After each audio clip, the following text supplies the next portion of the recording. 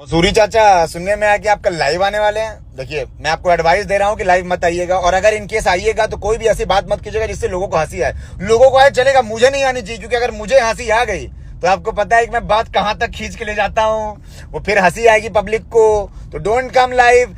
आप इतने बड़े सेलिब्रिटी है यार, दुनिया आपको इतना प्यार करती है, भोजपुरी इंडस्ट्री में इतना भोकाल है आपका। मैं मानता हूं कि आपकी इतनी अच्छी फैन फॉलोइंग है, आप खुद बोलते हैं कि मैं ट्रेंडिंग स्टार हूं।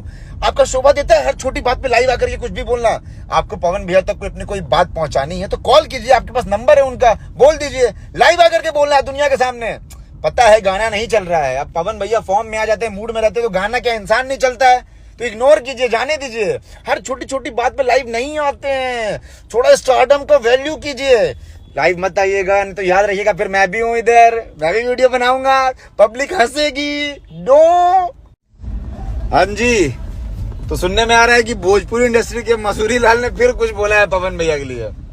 देखो मेरी बात सुनो, अभी वैसे भी रोस्टिंग मोड ऑन है, पकड़ के पेल दूंगा तो बोलना मत कि बोल दिया। एक बार शांत करा चुका हूँ, फिर कोने में बैठ कर रोता रहेगा, चलेगा।